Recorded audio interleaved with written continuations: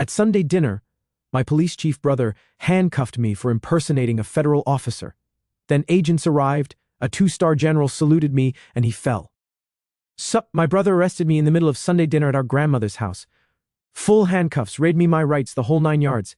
He's the chief of police in our hometown, and he'd convinced himself I was some kind of federal impersonator running a scam. He had a whole folder of evidence and everything. He even called in backup to secure the perimeter like I was some dangerous fugitive.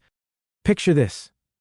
I'm sitting there with a fork in my hand, eating pot roast, when my own flesh and blood announces to the entire family that I've been living a lie for almost 2 decades. My mom starts crying, my uncle's nodding like he knew it all along, my cousins are staring at me like I just grew a second head, and Alex, my brother, he's standing there in his crisp police chief uniform with this smug look on his face like he just solved the crime of the century. Here's the thing he didn't know.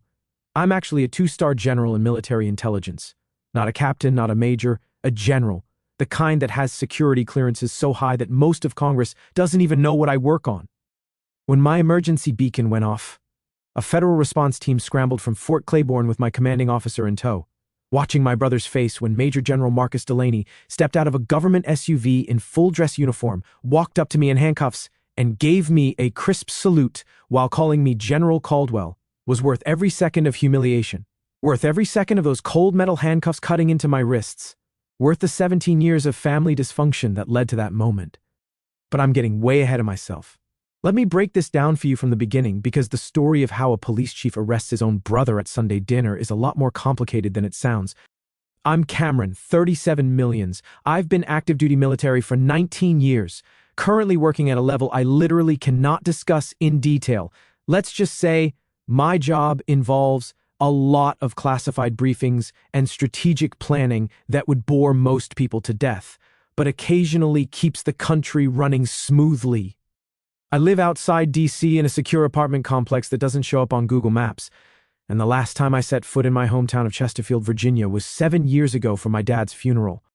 My brother Alex is 40 millions, and he's been the police chief there for the past 3 years. Before that, he worked his way up from beat cop to sergeant to deputy chief over the course of 15 years. He's the golden child. Always has been, stayed close to home. Married his high school girlfriend Jennifer, coaches Little League Baseball every summer, serves on the town council, volunteers at the fire department fundraisers.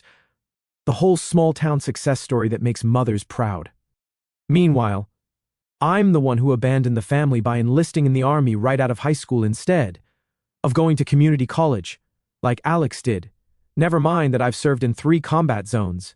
Never mind that I've received 2 Bronze Stars and a Purple Heart. Never mind that I've dedicated my entire adult life to protecting this country, including the little town I came from. Our relationship has always been complicated. And by complicated, I mean toxic as hell. When we were kids, I was the one Dad called the strategist, because I was good at puzzles and planning things out, always thinking 3 steps ahead. Alex was the rock because he was physically strong, reliable, the kind of guy who could fix a car engine or build a deck without breaking a sweat. I didn't realize until much later how much that distinction messed with his head. See, Alex needed to be the best at everything. When I made the honor roll in school, he'd spend weeks talking about how grades don't matter in the real world. When I got accepted to a state university with a partial scholarship, he'd make comments about how college boys end up working for men with experience. When I enlisted and started climbing the ranks, he'd laugh and say I was just taking orders while he was making real decisions as a cop. The thing is, Dad loved both of us, but he saw different strengths in us. And Alex couldn't handle the idea that his younger brother might be better at something, anything, than he was. After Dad died, the distance between us became permanent. I flew in on 24-hour leave for the funeral, showed up in my dress uniform, paid my respects, and left the next morning before anyone woke up. My mom made it pretty clear I was an inconvenience. I hadn't been there at the end like Alex had, so my grief was somehow less valid. That was the last time we spoke face-to-face until the letter arrived. It was a Tuesday afternoon around 3:15 p.m. when the letter hit my desk. Physical mail, pale blue stationery, my mother's looping handwriting. It had gone through about 4 levels of security screening to reach me, which should tell you something about where I work. The letter was a masterpiece of guilt-tripping. She went on about how the family missed me, how Alex was doing such wonderful things as chief of police, how Grandma was getting older and wanted to see me. The kicker was the last line, "We're having a family dinner at your grandmother's this Sunday, 6 p.m. "It's been too long, Cameron. It's time to come home." I sat there reading it 3 times, and my gut was telling me something was off. My mom doesn't do casual invitations. Everything with her is strategic, a way to reassert the family hierarchy with Alex at the top and me as the disappointing absence. But here's the thing. I was tired of avoiding it. Not because I wanted their approval anymore. I'd given up on that years ago. I just wanted to face them as the man I'd become, not the kid they remembered. Close the chapter once and for all. I requested 48-hour leave. My CO, General Marcus Delaney, approved it in under 5 minutes with a note: "Family matters. Stay safe, Caldwell. Call if you need anything." That message would turn out to be more prophetic than either of us knew. The drive to Chesterfield took about 2.5 hours. I left at 3:30 p.m. on Sunday to arrive right at 6. As I got closer, the landscape shifted from D.C. sprawl to rolling Virginia hills and old farmhouses. Every mile felt like traveling backward through my own history. I rolled into town at 5:47 p.m. Main Street looked exactly the same. Same hardware store, same diner, same everything. What was new was the gleaming black and white police cruiser parked in front of Town Hall with Chief of Police Alex Caldwell emblazoned in gold letters on the door. It wasn't just a vehicle. It was a throne on wheels. I parked my sedan a few houses down from Grandma's place at 5:54 p.m., sat there for a minute, getting my head right. Then I noticed something odd. A dark sedan I didn't recognize parked 2 houses down, engine off, windows tinted, and another figure near the corner, partially hidden by a hedge. My training kicked in immediately. That's not neighbors out for a walk. That's a perimeter. Someone was watching the house. I made a mental note and got out of the car. Grandma opened the door before I could knock. She's 80 years old, but still sharp as a tack. She pulled me into a hug and, as she did, whispered directly into my ear, "I'm so glad you came, Cameron, but be careful. Your brother's been planning this. He thinks he's found something. Don't let him get to you." Then she pulled back with a bright smile for anyone watching and said loudly, "Come in, come in. Everyone's been waiting." The living room was packed. Mom was first to see me, and her smile didn't reach her eyes. "Cameron, you made it. We were beginning to think you'd forgotten about us." Then Alex stood up from Dad's old armchair. He'd claimed it as his own. Apparently he's about 6'2" now, or maybe he just carries himself that way. His handshake was aggressive, a dominance display. "Little brother," he said with a smirk. "Decided to grace us with your presence, huh?"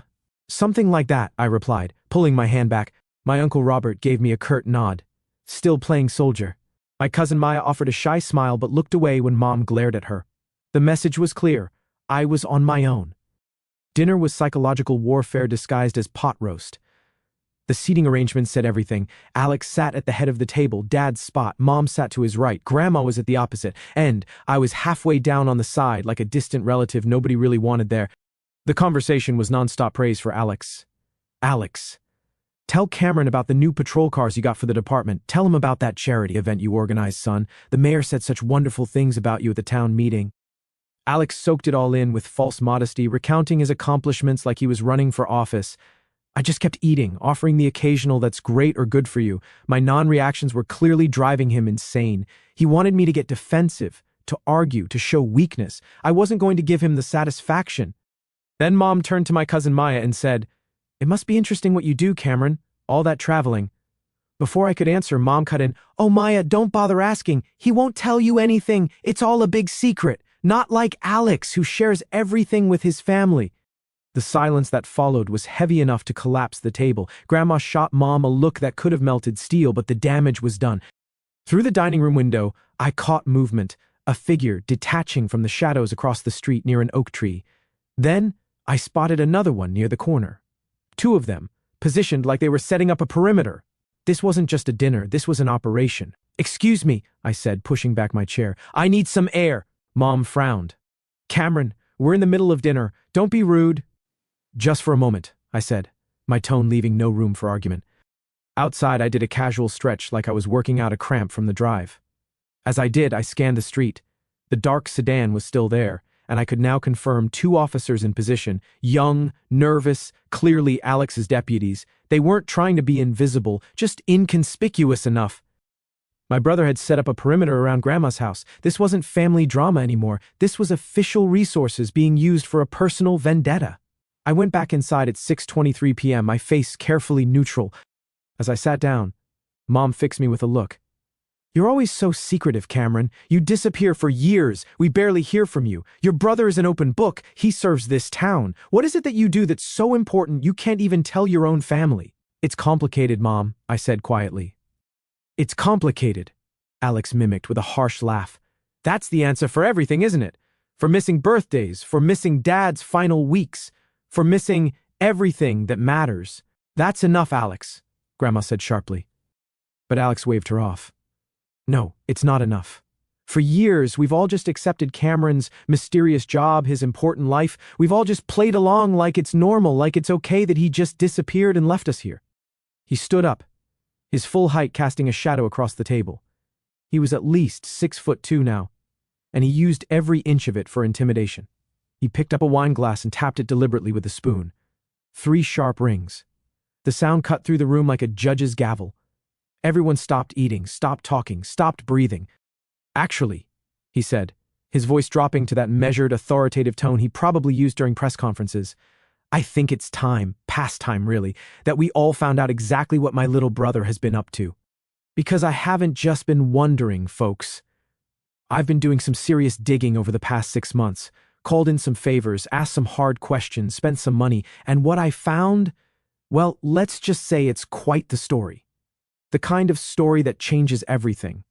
His eyes locked onto mine, and I saw it clearly now. The hunger for this moment. He'd been planning this for months, maybe longer. This wasn't a family dinner. This was a public execution, and he'd invited everyone to watch. Here's where it gets interesting. Alex reached down and grabbed a thick manila folder I'd noticed earlier on the side table. He slapped it down in the center of the dinner table with a dramatic thud that made everyone jump. I've had my doubts, he began, pacing behind his chair like a prosecutor. My brother, the military man, secret job, important work, can't talk about it, very impressive. But no details, no promotions we could celebrate, no stories, just vague job titles that let him stay away from us. He let that hang in the air, poisoning the room. So, I did what any concerned brother would do. I hired a private investigator. The collective gasp went around the table. Mom's hand flew to her mouth. A good one too, Alex continued, opening the folder. Guy named Markham, sent him to DC to check out Cameron's life, and what he found is all right here. He started pulling out surveillance photos, tossing them onto the table. Me entering my apartment building, me meeting a colleague in a park, then more photos. Boxes being delivered to my address with government markings. These boxes, Alex said, pointing, contained restricted government property, high-tech electronics, communications gear, things a legitimate officer would have on a secure base, not in a civilian apartment. And he pulled out papers. And this is the real kicker. My investigator got copies of documents from Cameron's apartment, financial records, encrypted communications, mission briefings. He held one up. Most of it was redacted with black lines, but the header read OSD classified. I ran his service record through some back channels. Alex lied smoothly.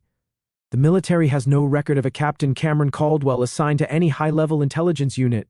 Basic service record, sure, but then it all goes dark, like someone created a fake identity. He leaned forward, hands flat on the table.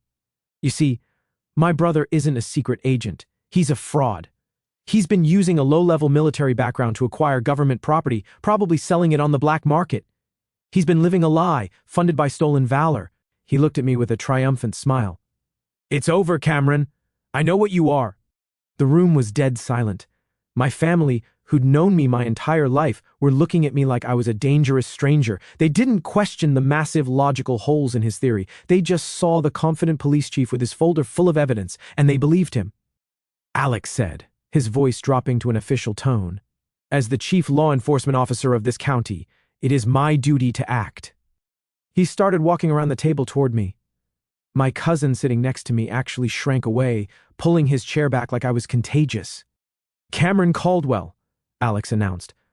I am placing you under arrest for impersonation of a federal officer and theft of government property. He was behind me now. I didn't resist when he grabbed my left arm and pulled it back. Do you have anything to say for yourself? He asked, his voice low and smug near my ear.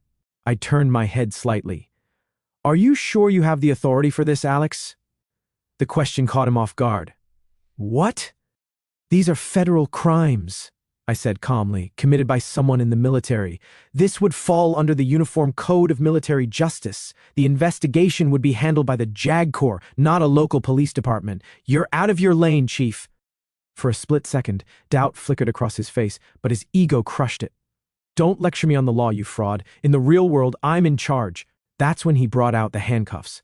The first one clicked shut on my left wrist at exactly 6:47 p.m. As he reached for my other arm, my right hand moved to my belt. There's a small, almost invisible button stitched into the side seam. A personal emergency beacon, standard issue for deep cover assignments. I held it down for 3 full seconds. A tiny vibration against my skin confirmed the signal had been sent. It was a silent cry for help, transmitted to a satellite and routed directly to Fort Claiborne, 47 miles away. The second cuff clicked shut at 6:48 p.m. Standard response time for a compromised agent alert in a domestic environment, 12 to 15 minutes. Alex hauled me to my feet. Let's go, he said, pushing me toward the door. You can test your legal theories from a jail cell. Being marched through your grandmother's house in handcuffs is a special kind of humiliation. Every eye followed me, but no one spoke. The silence was a verdict, guilty. Mom stood by the fireplace, arms wrapped around herself, face showing nothing but martyr disappointment. She'd wanted a reason to justify her narrative of me as the wayward son, and Alex had gift-wrapped it. Uncle Robert shook his head slowly. I knew he was no good, he muttered loud enough for me to hear. Maya stared at her plate, unable to look at me. She knew this was wrong, but she was too afraid to speak against the family's golden child. The only person who met my eyes was Grandma. She stood near the doorway, hands clasped. Alex pushed me past her, her eyes met mine. In them, I saw regret, but also hope. She'd warned me he was planning something. Now I understood she'd wanted this to happen. She wanted his poison drawn out into the open, no matter how ugly it got. This wasn't just my fight. It was hers too. Outside at 6:52 p.m., the 2 deputies I'd spotted earlier materialized from the shadows. Young kids, maybe 24, clearly in awe of their chief. Get him in the car, Alex ordered. They opened the back door of the cruiser at 6:53 p.m. One put his hand on my head, standard procedure, and guided me into the back seat. Alex leaned in through the open window. You'll have a lot of time to think about where it all went wrong. Maybe you'll finally learn that you can't build a life on lies. The irony was suffocating. He was lecturing me on honesty while his entire identity was built on being the big fish in a tiny pond. I checked my watch. 6:54 p.m., 10 minutes since I pressed the button. My heart was steady, my breathing even. In my line of work, you learn to wait. You learn to trust your training and your team. The waiting is the hardest part, but it's also where you win or lose. Alex thought he'd already won. He had no idea the firing squad was already on its way. At 7 p.m., 12 minutes after I sent the signal, it began. Not with sirens, but with something far more intimidating. The low, synchronized hum of powerful engines moving at high speed. 2 sets of headlights cut through the darkness at the end of the street, not flashing, just piercing white beams. They weren't police cruisers. They were large black SUVs, government issue, the kind with no chrome that seemed to absorb light. They didn't slow down. They sped up, converging on the house from both ends of the street in a perfect pincer movement. They screeched to a halt at 7:01 p.m., blocking the road entirely, their headlights pinning Alex's cruiser in brilliant, inescapable light. Alex straightened up, squinting. What the hell? I didn't call for backup. The doors flew open simultaneously. Men in black tactical gear poured out, armed with short-barreled rifles. They moved with fluid, terrifying efficiency. They weren't cops. They were federal agents. They established a perimeter around the house in seconds, moving like a single organism.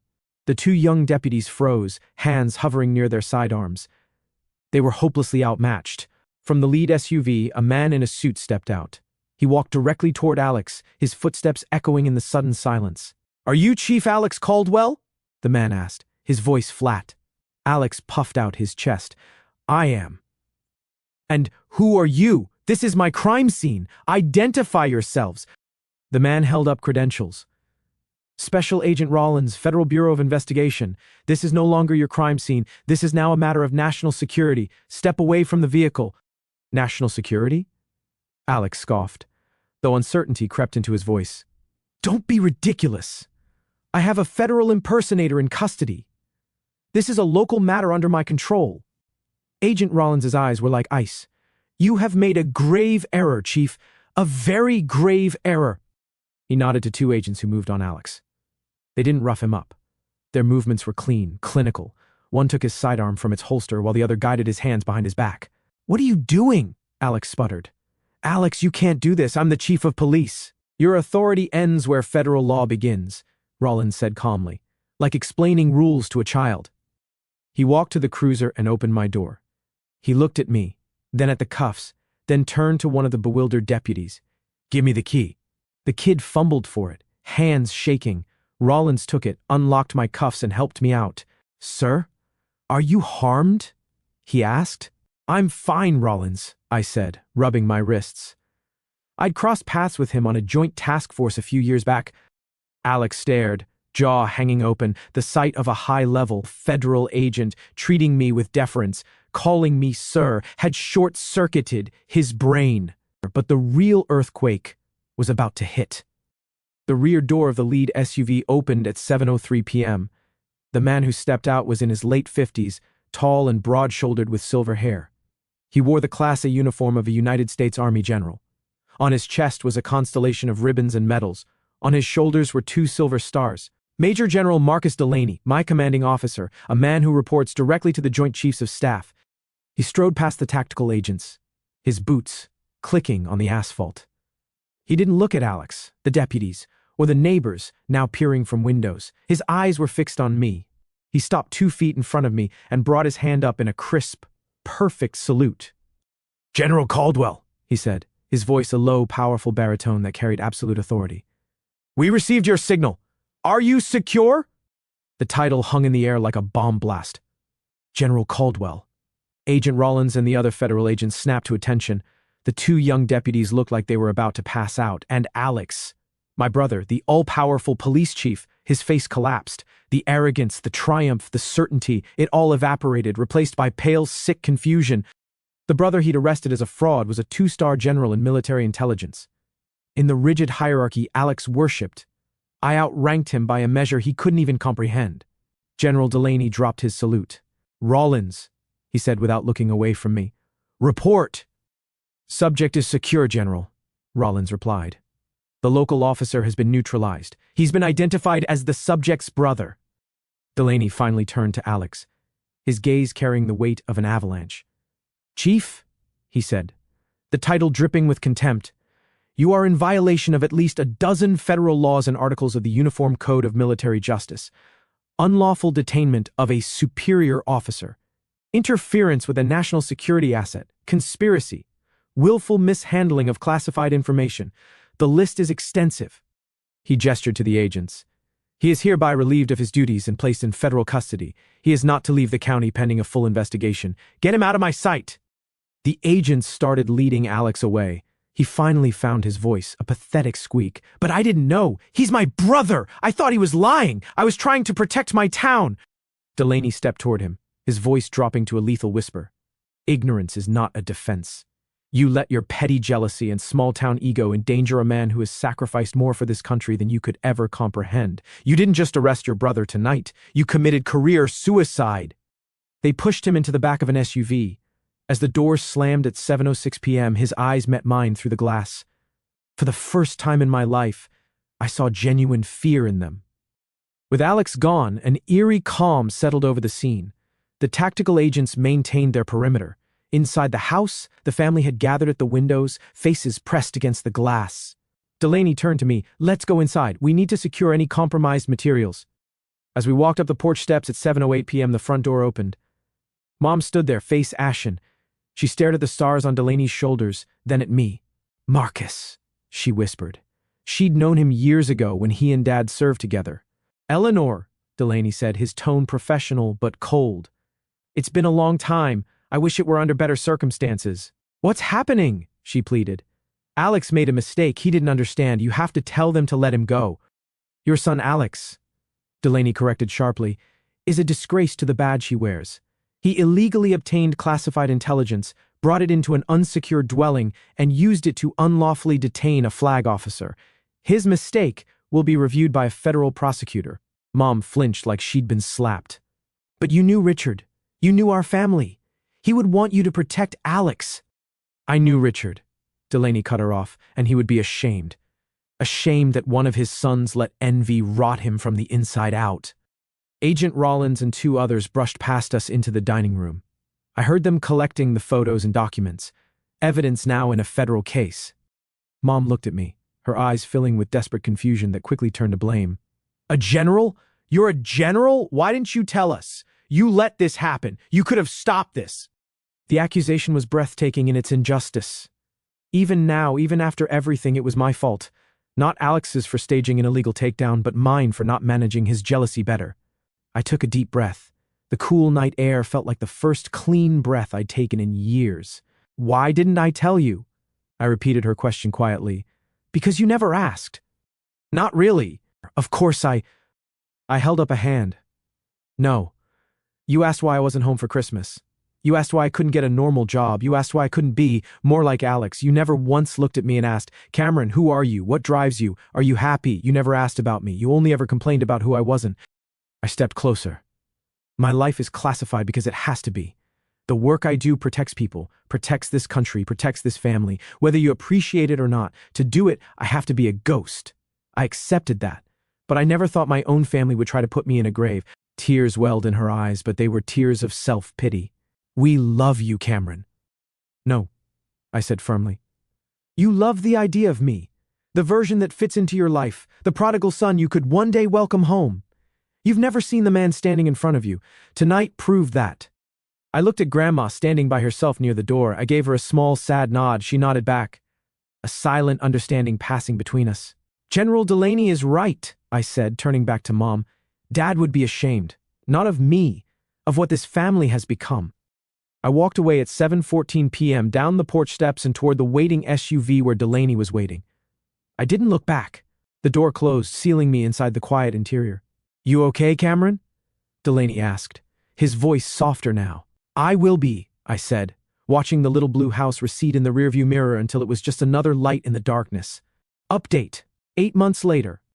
The legal aftermath was swift and brutal, like watching a tsunami destroy a sandcastle. Alex's case was fast-tracked through the federal system with a speed that would have impressed anyone familiar with how slowly justice usually moves. His title as police chief didn't help him. In fact, it made everything exponentially worse. He was an officer of the law who had willfully, deliberately broken it for personal reasons. And the federal prosecutor assigned to the case, a sharp-eyed woman named Elena Reed, who had a reputation for being absolutely merciless with corrupt officials, was determined to make an example of him. His defense team tried everything in their playbook. They filed motions to have the case moved to a local court, arguing it was essentially a family dispute that had gotten out of hand and should be handled at the state level. Denied within 48 hours. They argued that Alex was acting in good faith based on the information provided by his investigator, that he genuinely believed he was exposing a criminal.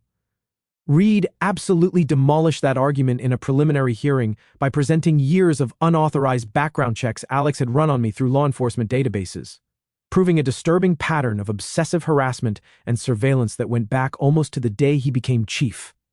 She showed the judge search queries like Cameron Caldwell military records, Cameron Caldwell security clearance verification, and Cameron Caldwell employment verification that Alex had run dozens of times using police department resources. The timestamp showed he'd been checking up on me at least twice a month for 3 solid years. That wasn't concern.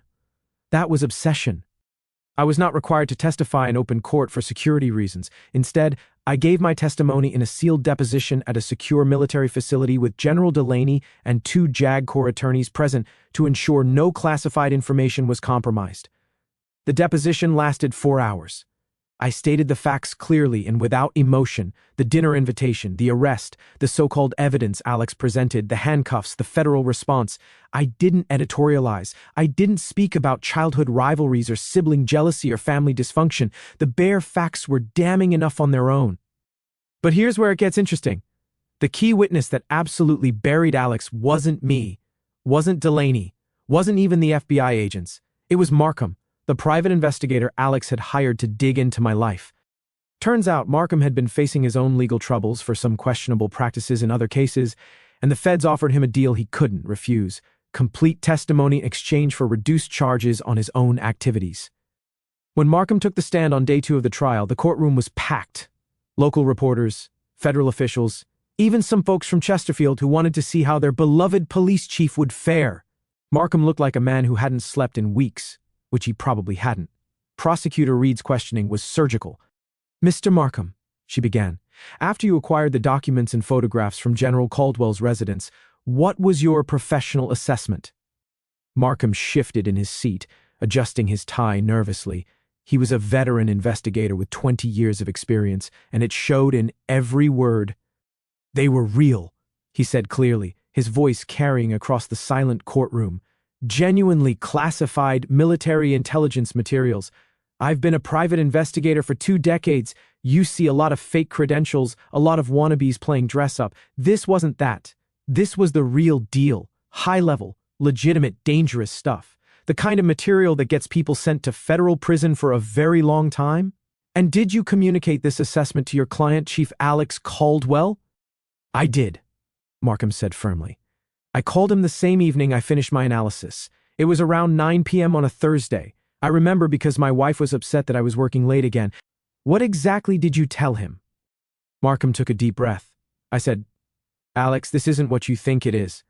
These aren't fake documents. This is real classified intelligence material. Your brother is the real deal. You need to drop this investigation immediately. Burn these files. Pretend this conversation never happened, or you're going to bring a world of trouble down on yourself and probably destroy your career in the process." The courtroom was dead silent. "And what was Chief Caldwell's response to your warning?" Markham's expression darkened with remembered frustration. He laughed at me. Actually laughed.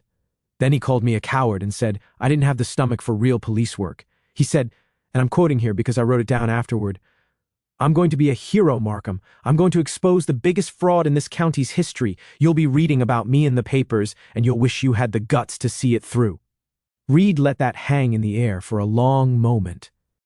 "So, to be absolutely clear, you explicitly warned Chief Caldwell that proceeding with this case could have serious legal consequences?" "Multiple times," Markham confirmed. "I called him 3 separate times trying to convince him to drop it. The last call, I told him I wanted no further part in the investigation and that I was washing my hands of the whole thing. He told me I was fired and that he'd handle it himself from there. The defense attorney tried to salvage things during cross-examination, suggesting that Markham was only testifying to save himself.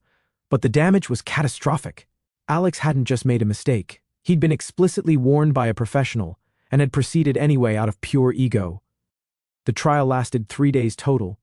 The prosecution presented 17 witnesses, including 3 FBI agents, 2 military intelligence officers, and even my building security guard, who testified about the protocols for my residence. The defense called 4 character witnesses from Chesterfield, who talked about what a great chief Alex had been, how he'd reduced crime and improved community relations. None of it mattered. The jury deliberated for less than 2 hours before returning with their verdict. I was in the back of the courtroom when they brought Alex in for sentencing. He'd lost weight, looked pale, and broken in his orange jumpsuit. The judge handed down 12 years in federal prison, minimum 5 before parole eligibility, permanently barred from owning firearms or holding public office, mandatory psychiatric counseling. Mom wasn't there. She couldn't bear to see her golden child in chains. The only family member present was Grandma. She sat with her back straight, face impassive. As they led Alex away, she closed her eyes and a single tear rolled down her cheek. It wasn't for the man going to prison, it was for the little boy he used to be, and for the family he'd shattered. Final update, 2 years later, life went on. The incident necessitated a change in my operational status. My cover was blown in certain circles, which led to a promotion to a more strategic role at the Pentagon. I was no longer in the field. I was directing the people who were. Alex wrote me letters from prison. The first few were rage-filled blame, then they shifted to desperate pleas for help. The last few were rambling attempts at introspection. I read the first one, skimmed the second, and burned the rest unopened. There was nothing left to say. My only contact with Chesterfield is through Grandma. We talk every few weeks. She never mentions Alex or Mom. We talk about her garden, about books, about the weather. It's our unspoken agreement to build something new. I also started seeing a counselor on base. Delaney's suggestion. In one session, I had a memory surface. I was about 10, working on a model airplane with Dad. When I finished, he held it up and said, "You see, Cameron, you have a strategist's mind. You see the whole picture. That's a different kind of strength." Alex was standing in the doorway, fresh from football practice, holding a trophy. He'd heard what Dad said. I saw the look on his face, the flash of hurt, of being overlooked. That's when I understood. Alex had been the hero, the strong one, the protector, but Dad had praised my mind. Alex couldn't stand it. He spent the rest of his life trying to prove my strength was a lie. He hadn't just been jealous of my career, he'd been jealous of a single sentence spoken 30 years ago in a garage. He built a prison of resentment for himself long before the federal government built a physical one. Sitting in that office, I didn't feel anger toward my brother. For the first time, I just felt profound pity. Last I heard, he's got about 9 years and 4 months left on his sentence at a federal correctional facility in Pennsylvania. Mom still doesn't talk to me, and honestly, I'm fine with that. The silence is better than the guilt trips. Uncle Robert actually published an op-ed in the Chesterfield Gazette publicly disowning me and defending Alex, which was hilarious considering he has zero relevance to my life, and nobody outside a 50-mile radius has ever heard of him. Maya reached out about 6 months after the trial to apologize for not speaking up that night. And now we grab coffee when I'm in the area once or twice a year. She's actually good people. She was just scared of going against the family tide.